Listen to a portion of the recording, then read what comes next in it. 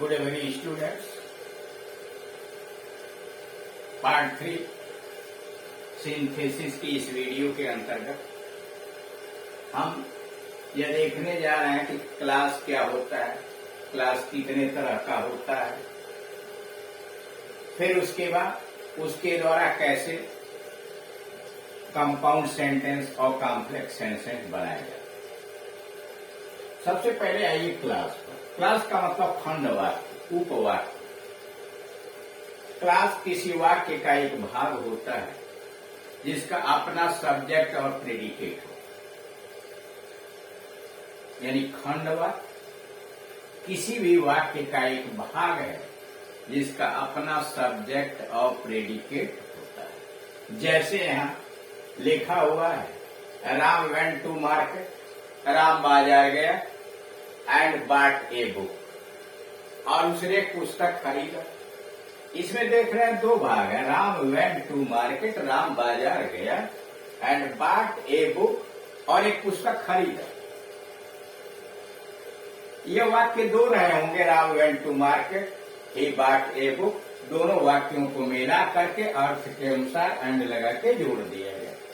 ये जो भाग है, राम वेंट टू मार्केट एक भाग, एंड बॉट ए बुक दूसरा, यही क्लाज है, यही उपवाक्य है।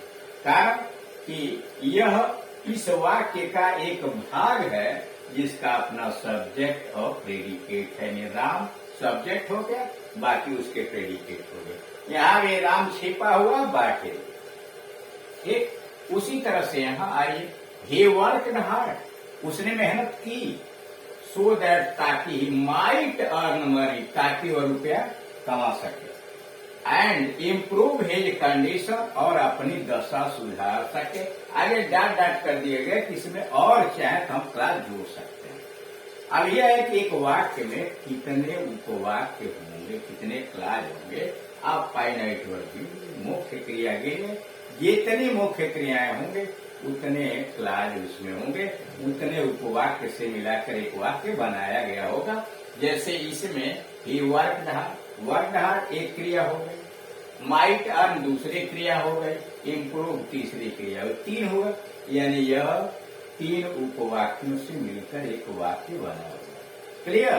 तो आपने यह देखा कि उपवाक्य किसी भी वाक्य का एक भाग होता है जिसका अपना सब्जेक्ट प्रेडिकेट होता है। क्लियर?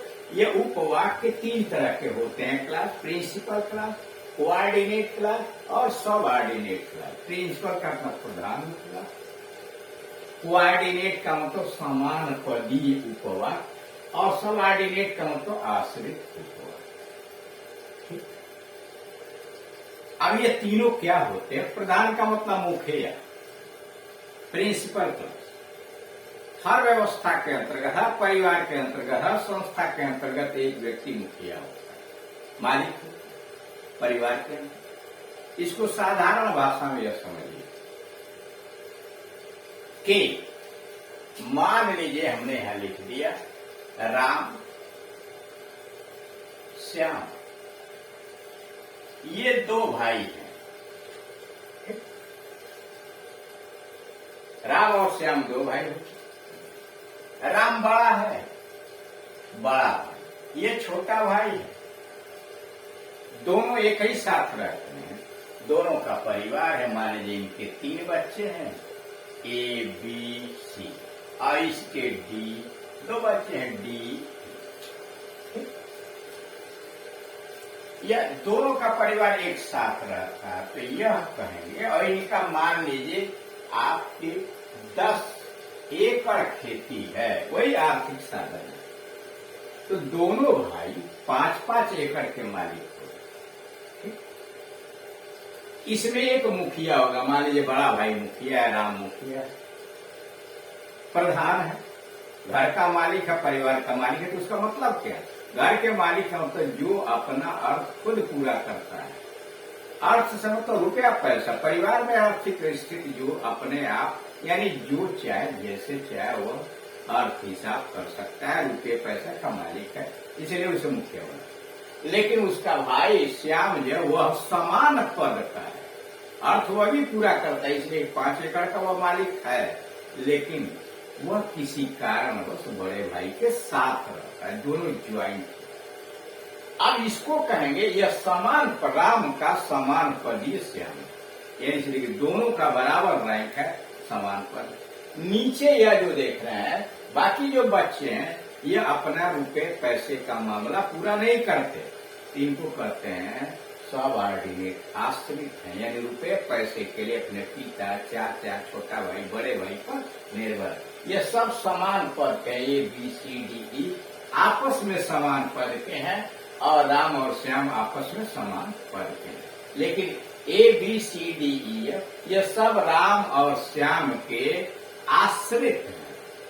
अब ये तो रहा परिवार, कि परिवार का मुखिया जो अर्थ पूरा करता है वो मालिक होता है, और जो अर्थ पूरा करता है लेकिन किसी कारण से जुड़ा है वो समान पद है।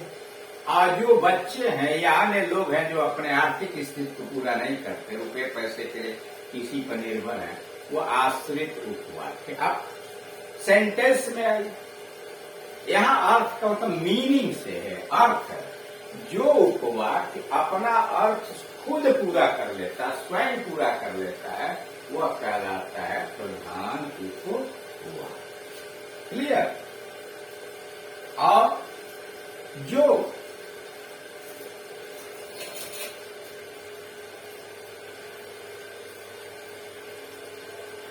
उपवाक्य अपना अर्थ तो पूरा करता है लेकिन किसी कोऑर्डिनेटिंग कंजंक्शन के द्वारा दूसरे उपवाक्य से जुड़ा रहता है, उसको कहते हैं कोऑर्डिनेट।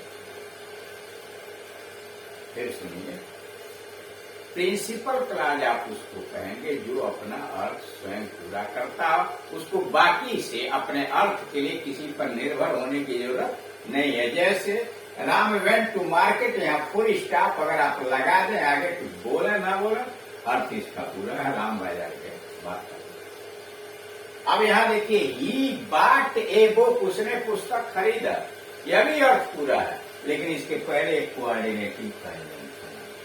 बस अंतर क्या है, प्रिंसिपल क्लास के पहले कोई कंजंक्शन नहीं होता, संयोजक नहीं होता। समान पदीय उपवाक्य के पहले कोऑर्डिनेटिंग कंजंक्शन होता है, बस इतना ही अंतर है। अर्थ वह भी पूरा करता है, अर्थ कोऑर्डिनेट क्लॉज।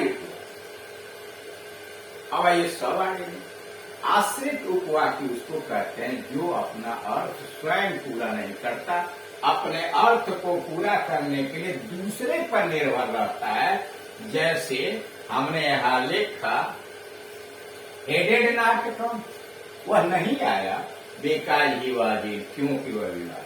अगर आपसे केवल कहा जाए क्योंकि वह बीमार था, और चुप लगाएंगे, आप कुछ समझ रहे हैं, अब बहुत कुछ नहीं समझ रहे, इंतजार करेंगे कि आप कुछ कहें। चूंकि वह नहीं आया, इतना ही बोल के हम चुप लगाएंगे, ये अर्थ पूरा नहीं है, उसके आगे कुछ बोलना पड़ेगा। मतलब जो उपवाक्य अपना अर्थ पूरा नहीं कर पाता वह आश्रित उपवाक्य कहलाता है। जैसे जब वह आया तो मैं सो रहा, तो when he came, जब वह आया, यह क्या आश्रित उपवाक्य, मैं सो रहा था। उलट के कहेंगे मैं सो रहा था जब वह आया। अब यह है कि देख के कैसे पहचानेंगे, कोऑर्डिनेटिंग कंजंक्शन, कोऑर्डिनेटिंग क्लॉज का निर्माण कर, यानी समान पदी उपवाक्य इन संयोजकों से शुरू होते हैं, यानी ये कंजंक्शन है जिनके माध्यम से कोऑर्डिनेट क्लॉज शुरू होता है। इसको सुविधा के लिए 4 भाग में बांट दिया गया है।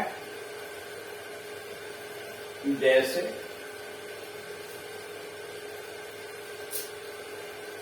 पहला कोमुलेटिव कंजंक्शन, नंबर 1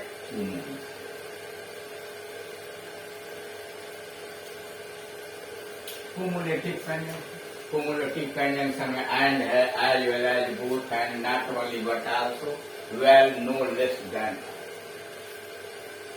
इसके द्वारा दो साधारण कथन को जोड़ा जाता है, यानी एक स्टेटमेंट को दूसरे स्टेटमेंट से जोड़ा जाता है। इसमें अधिकांशतः प्रयोग होने वाला एंड है, जैसे वह यहाँ आया और मुझसे मिला, he came here and met me. And के अलावे बाकी एज वेल एज, बोथ है, नॉट ओनली बट आल्सो, क्या ये उससे अधिक पावरफुल कहलाते हैं, यानी वह दबाव डालते हैं। जैसे वह मूर्ख और आलसी था, ऐसा आपने, यह सेंटेंस सिंपल हो, एंड से आपने जोड़ा, लेकिन वही कहा गया अगर दबाव डालना, वो न केवल बेवकूफ बल्कि आलसी भी था। He was not only fool but also lazy. He was both fool and lazy. वो आलसी और बेवकूफ दोनों था, तो ये दोनों दबाव डाल, क्लियर। यानी कोमुलेटिव कंजंक्शन में and, as well as, both and, not only but also, well, no less than आदि। उसके बाद है अल्टरनेटिव। अल्टरनेटिव का विकल्प सूचक, जहां पर दो में से कोई एक कार्य करने की आपकी छूट होती है, कोई एक विकल्प आप चुन लेते हैं, उसको बोलते हैं अल्टरनेटिव कंजंक्शन। इसमें आपका आर का मतलब या अथवा, एल्स इसके अतिरिक्त, या आर एल्स अदरवाइज अन्यथा, आइदर आर या तो अथवा, नाइदर नार न तो नार आर। इसके द्वारा जैसे मान लीजिए हमने कहा अंदर आओ अथवा बाहर जाओ, या तो अंदर आओ अथवा बाहर जाओ, come in or go out, come in otherwise go out, either come in or go out, या तो अंदर आओ या बाहर। नाइदर नार से केवल निगेटिव सेंटेंसेस को जोड़ा, वह न तो आया न कोई संदेश ले, he neither came nor sent any message, clear. अब आइए तीसरे में, एडवर्सेटिव कंजंक्शन में बट आता है, स्टिल तथा, एट फिर भी, नेवरदीलेस तो भी, हाउएवर फिर भी, ओनली केवल, व्हाइल, वेयर एज का मतलब जबकि, ही वर्क हार्ड, उसने मेहनत की, बट ही फेल, लेकिन वो फेल कर, यानी जिसमें दोनों उपवाक एक दूसरे के विरोधी हो, वहां इस कंजंक्शन का प्रयोग किया जाता है, यानी इसको कहते हैं विरोध प्रकट करने वाले। और लास्ट में इलेटिव कंजंक्शन, परिणाम सूचक। इसमें एक उपवाक के कारण बनता है, दूसरा उसका कंसिक्वेंस होता है, परिणाम होता है। जैसे ही वर्क हार्ड, उसने मेहनत किया, ही पास, सो ही पास, इसलिए वो पास हो गया। इसमें आता है कंजंक्शन हैंस का मतलब इसलिए, देयरफॉर, सो, तीनों का मतलब इसलिए, दस, इस तरह, पार इसलिए की, अतः, यानी इसमें एक उपवाक के कारण होता है, दूसरा पर, क्लियर। अब ये ऐसा ही से लिखने का, इन्हें आप रट लें, ये क्लियर। जब कंपाउंड सेंटेंस बनाएंगे तो इन्हीं से जोड़ेंगे। मतलब क्या है इसको लिखने का मतलब यह है कि जब भी कोऑर्डिनेटिव कंजंक्शन होगा वो इन्हीं से होगा, यानी कोई कोऑर्डिनेट क्लॉज होगा वही कोऑर्डिनेटिव कंजंक्शन से शुरू होगा। यानी ऐसा उपवाक जिसके पहले ये कंजंक्शन आए हैं वह समझिए कि कोऑर्डिनेट क्लॉज है। और इसके अलावे जो बच गया that, when, where, why, who, whom, whose, whereas, though, although, since, because, ये जो कंजंक्शन है इससे सबऑर्डिनेट क्लॉज शुरू, क्लियर। यानी कोऑर्डिनेटिंग कंजंक्शन से कोऑर्डिनेट क्लॉज शुरू, सबऑर्डिनेटिव कंजंक्शन से आश्रित सबऑर्डिनेट क्लॉज, क्लियर। अब ये सबऑर्डिनेट क्लॉज तीन तरह के होते हैं, नाउन क्लॉज, एडजेक्टिव क्लॉज और एडवर्ब। जो नाउन का काम करता है वो नाउन क्लॉज का, जो एडजेक्टिव का काम करता है एडजेक्टिव क्लॉज का, जो एडवर्ब का काम करता है एडवर्ब का। डिटेल में इनको जब नाउन क्लॉज के द्वारा उपवाक्यों को जोड़ना है एडजेक्टिव क्लॉज के द्वारा, वहां डिटेल किया। तो आपने यह देखा कि क्लॉज किसी वाक्य का एक भाग है जिसका अपना सब्जेक्ट और प्रेडिकेट है। क्लॉज तीन तरह का होता है, principal clause, coordinate clause, subordinate clause. Principal clause का मतलब जो वाक्य में अपना अर्थ खुद पूरा करता है, किसी दूसरे पर निर्भर नहीं होता, वो प्रिंसिपल क्लास। कोऑर्डिनेट क्लास जो अपना अर्थ पूरा करता है लेकिन उसके पहले कोऑर्डिनेटिंग कंजंक्शन आया हुआ होता है, वो कोऑर्डिनेट क्लास। और सबऑर्डिनेट क्लास का मतलब जो अपने अर्थ के लिए दूसरे उपवाक्य पर निर्भर होता है उसे कहते हैं सबऑर्डिनेट क्लास। यह तीन तरह का होता है, नाउन क्लास, एडजेक्टिव क्लास और एडवर्ब।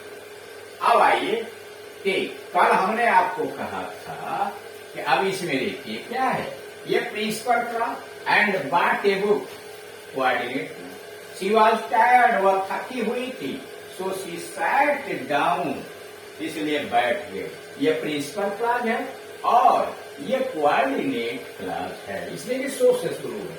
ही वॉज ऑनेस्ट, वह ईमानदार था, बट ही वॉज माइजर, लेकिन वो कंजूस था। क्या है? But he was a माइजर, coordinate class है।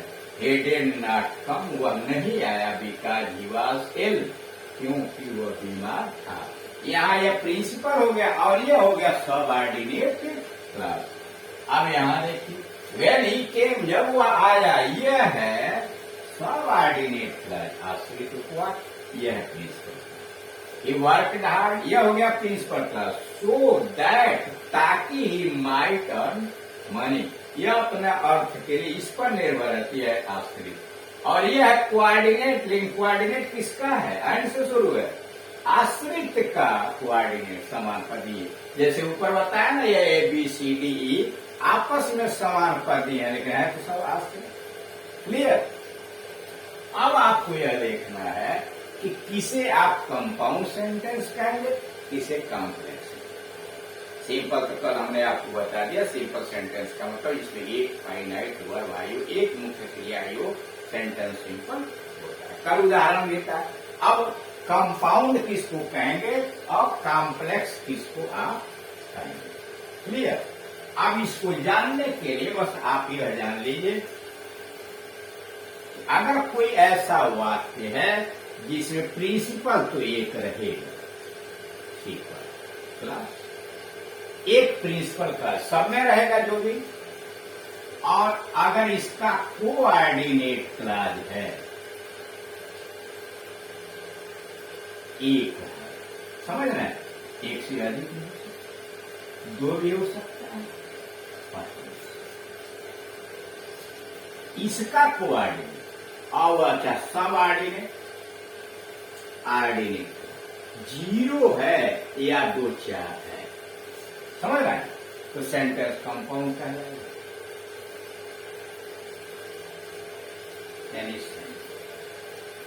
और अगर एक प्रिंसिपल के अलावे यह जीरो है और यह एक या 10 बीच है तो कॉम्प्लेक्स।